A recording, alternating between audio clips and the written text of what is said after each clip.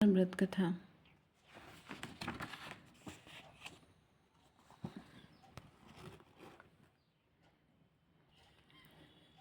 व्रत का महत्व व विधि। भगवान बृहस्पति देव की पूजा अर्चना के लिए बृहस्पतिवार को व्रत करके व्रत कथा पढ़ने अथवा सुनने की प्राचीन परंपरा है। व्रत कथा पढ़ने एवं सुनने की प्राचीन परंपरा है। बृहस्पतिवार का व्रत करने और व्रत कथा सुनने से सभी मनोकामनाएं पूरी होती हैं। धन संपत्ति की प्राप्ति होती है, निसंतानों को पुत्र प्राप्ति होती है, परिवार में सभी आनंद पूर्वक रहते हैं। बृहस्पतिवार को सूर्योदय से पूर्व उठकर स्नान आदि से निवृत्त होकर बृहस्पति देव का स्मरण करते हुए व्रत का आरंभ करना चाहिए। उपासक को घर के किसी कक्ष में पूजा स्थल बनाकर उसमें भगवान बृहस्पति देव की प्रतिमा की स्थापना करनी चाहिए। घर के समीप किसी मंदिर में जाकर भी बृहस्पति देव की पूजा की जा सकती है। बृहस्पति देव पीले रंग के पुष्प और पूजा की पीले रंग की सामग्री को पसंद करते हैं, इसलिए स्नान के बाद पीले रंग के वस्त्र धारण करने का विशेष महत्व बताया गया है। पीले रंग के पुष्प और केले और पीले चंदन से बृहस्पति देव की पूजा का विधान है। बृहस्पतिवार के व्रत में उपासक को पूरे दिन में एक समय ही भोजन करना चाहिए। भोजन में चने की दाल, बेसन और पीले रंग के खाद्य पदार्थों का ही सेवन करना चाहिए। व्रत करने वाले पुरुष बृहस्पतिवार को दाढ़ी व सिर के बाल न कटाएं। पूजा के समय बृहस्पति देव से जो मनोकामनाएं प्रकट की जाती हैं वे उसे अवश्य पूरा करते हैं। बृहस्पतिवार व्रत कथा। प्राचीन समय में आर्यावर्त में दिग्विजय नाम का एक राजा था। वह अपनी प्रजा के सुख दुख का बहुत ध्यान रखता था। राजा प्रतिदिन बृहस्पति देव की पूजा करने के लिए मंदिर में जाता था। प्रत्येक बृहस्पतिवार को राजा बृहस्पति देव का व्रत रखता था। बृहस्पति देव की पूजा अर्चना के बाद राजा व्रत कथा सुनकर राजा एक समय ही भोजन करता था, लेकिन उसकी रानी को यह सब पसंद नहीं था। राजा ने उसे अनेक बार समझाया था, लेकिन उसने अपना व्यवहार बिल्कुल नहीं बदला।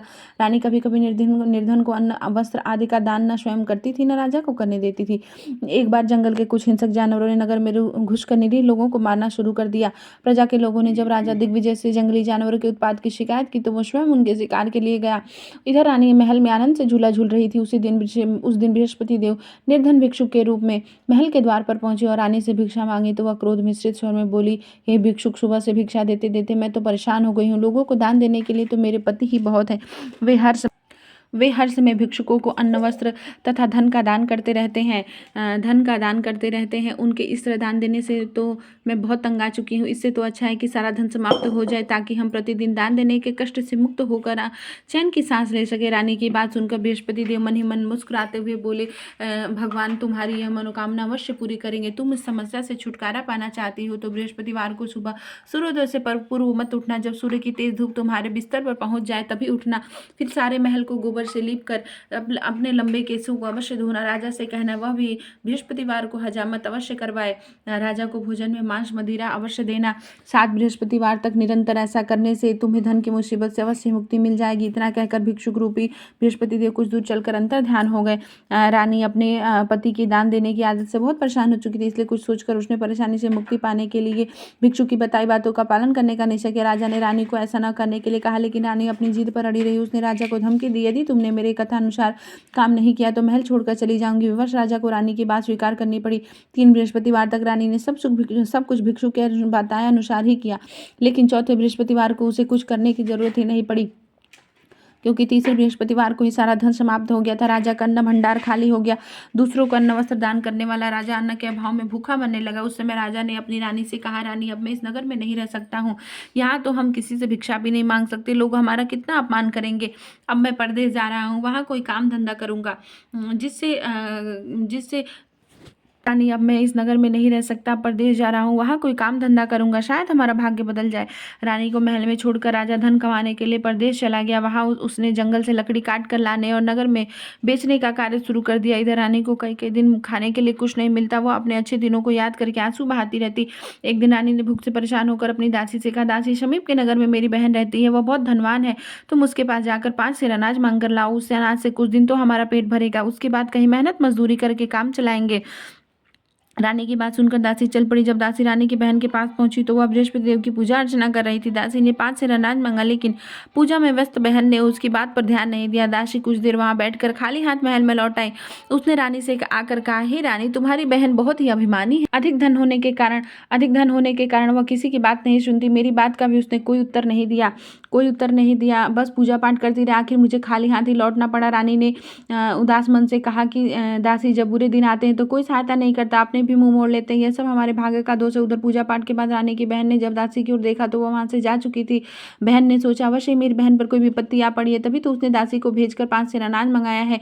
यह सोचकर वह घोड़ा गाड़ी में सवार होकर रानी से मिलने के लिए चल पड़ी। रानी के महल में पहुंचकर उसने देखा कि उसने कहा कि बहन, मुझे क्षमा करना, जब तुम्हारी दासी आई थी उस समय बृहस्पति देव की पूजा कर रही थी, व्रत कथा सुने बिना उठ नहीं सकती थी। विष्णु भगवान का पूजन समाप्त करके जब मैं उठी तो दासी वहां से लौट आई थी।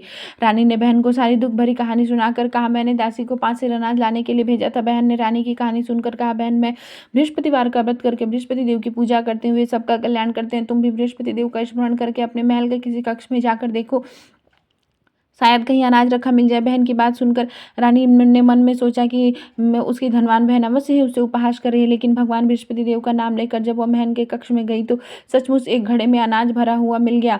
रानी बहुत हैरान हुई। उसने अपनी बहन से कहा, बहन, मुझे बृहस्पति देव के व्रत की विधि बताओ, मैं भी उनका व्रत किया करूंगी। तब बहन ने उसे बताया, रानी बहन, बृहस्पतिवार को सूर्योदय से पूर्व उठकर स्नान करके बृहस्पतिवार का व्रत करना चाहिए, लेकिन उस दिन सिर नहीं धोना चाहिए। चने की दाल, मुनक्का या किशमिश लेकर केले के वृक्ष के पास जाकर उसकी जड़ में बृहस्पति देव की पूजा करनी चाहिए। घी का दीपक जलाकर रखना चाहिए। उस दिन एक समय ही भोजन करें। भोजन में चने का आटा और पीले खाद्य पदार्थ ही ग्रहण करें। बृहस्पतिवार का व्रत करने से घर में धन संपत्ति की वर्षा होती है, अनाज से भंडार भर जाते हैं। इस व्रत को विधिवत करने से निसंतान को पुत्र की प्राप्ति होती है। बहन के इस वचन सुनकर रानी ने तुरंत ही बृहस्पति देव के व्रत करने का निश्चय कर लिया। 7वें दिन जब बृहस्पतिवार आया तो रानी ने बृहस्पतिवार का व्रत किया। कहीं से मांगकर उसने चने और गुड़ का प्रबंध किया। उस चने की दाल से केले की जड़ में विष्णु भगवान का पूजन किया। घी का दीपक जलाकर बृहस्पति देव की पूजा की।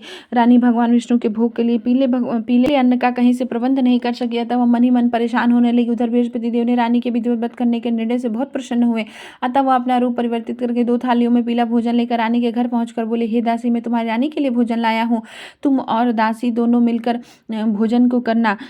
दासी ने कहा, अभी अभी कोई आदमी मुझे 2 थाली में पीला भोजन देकर गया है। वेशभूषा से तो मुझे कोई पुजारी जान पड़ता था। रानी ने बृहस्पति देव को भोग लगाया, फिर दासी के साथ बैठकर भोजन किया। रानी प्रत्येक बृहस्पतिवार को विधिवत व्रत करके बृहस्पति देव की पूजा करने लगी। रानी के व्रत करने से बृहस्पति देव बहुत प्रसन्न हुए। रानी के महल में धन की वर्षा होने लगी। कुछ ही दिनों में रानी के पास काफी धन एकत्र हो गया। उसके अन्न भंडार भर गए। इतना सब कुछ होने से रानी फिर पहले की तरह आलसी और अभिमानी हो गई। एक दिन रानी ने किसी भिक्षु को आलस्य के कारण खाली हाथ लौटा दिया। तब दासी ने कहा, रानी जी, आप फिर पहले की तरह धन संपत्ति पाकर आलसी हो गई। निर्धन को अपने द्वार से खाली हाथ लौटाना अच्छा नहीं होता। बृहस्पति देव की अनुकंपा से हमें अत्यधिक धन और अन्न मिला है, इसलिए आलस्य छोड़कर हमें निर्धनों को दिल खोलकर दान देना चाहिए। दान करने से आपके परिवार का नाम होगा। बृहस्पति देव प्रसन्न होकर आपका कल्याण करेंगे। दासी की बात सुनकर रानी ने निर्धनों को दान देना शुरू कर दिया। कई निर्धन ब्राह्मणों को धन देकर उनकी कन्याओं के विवाह में सहायता की। रानी की सब जगह प्रशंसा होने लगी। धन संपत्ति पाने पर रानी को राजा की याद सताने लगी। रानी ने एक दिन दासी से कहा, दासी, पता नहीं मेरे स्वामी परदेश में किस हाल में होंगे, मुझे उनका पता लगाना चाहिए। रानी ने पूजा के समय बृहस्पति देव से प्रार्थना की और उसके पति को जल्दी घर लौटने का स्मरण कराया। ऐसा कहा। उसी रात बृहस्पति देव ने प्रदेश में रह रहे राजा दिग्विजय को स्वप्न में कहा, हे राजन, अब तुम अपने घर लौट जाओ, तुम्हारी रानी तुम्हें बहुत याद कर रही है। राजा सुबह उठकर लकड़ियां काट कर लाने के लिए जंगल की ओर चल पड़ा। जंगल से गुजरते हुए वह सोचने लगा, रानी की गलती से उसे कितने दुख भोगने पड़े। राजपाट छोड़कर प्रदेश में आकर रहना पड़ा। जंगल से लकड़ियां काट कर नगर में बेचकर गुजारा करना पड़ा। उसी समय बृहस्पति देव एक सन्यासी के रूप में राजा के पास पहुंचे। सन्यासी ने राजा से पूछा, हे लकड़हारे, तुम किस चिंता में पड़े हो? राजा ने दुखी मन से सारी व्यथा कथा सन्यासी को सुना दी। उसकी व्यथा कथा सुनकर सन्यासी ने कहा, हे लकड़हारे, तुम्हारे पत्नी ने भिक्षु को धन नहीं देने के लिए आलस्य किया था, इससे बृहस्पति देव क्रोधित हो गए। उनके क्रोधित होने से ही तुम्हारी ऐसी हालत हुई है। लेकिन अब चिंता करने की कोई बात नहीं है। तुम घर लौटकर विधिवत बृहस्पति देव का व्रत करना आरंभ कर दो। बृहस्पति देव का व्रत करके चने की दाल और गुड़ को जल से भरे बर्तन में डालकर केले के वृक्ष की पूजा करो। उसके बाद व्रत कथा सुनो। स्वयं भी व्रत कथा कह सकते हो। राजा ने सन्यासी से कहा, हे सन्यासी, मैं बृहस्पति देव की पूजा तो करना चाहता हूँ, लेकिन लकड़ियां काटकर बेचने से बस अपना पेट ही भर पाता हूँ। भगवान की पूजा के लिए धन कहाँ से लाऊं? राजा की बात सुनकर सन्यासी ने कहा, बृहस्पति देव का स्मरण कर तुम जंगल में जाकर लकड़ियां काटना, फिर उन्हें नगर में ले जाकर बेचना। तुम्हें इतना धन मिल जाएगा कि तुम अपने भोजन के साथ गुड़ और चने भी खरीद सकोगे। यह कहकर सन्यासी ने बृहस्पति देव की कथा प्राचीन समय में बसंतपुर नगर में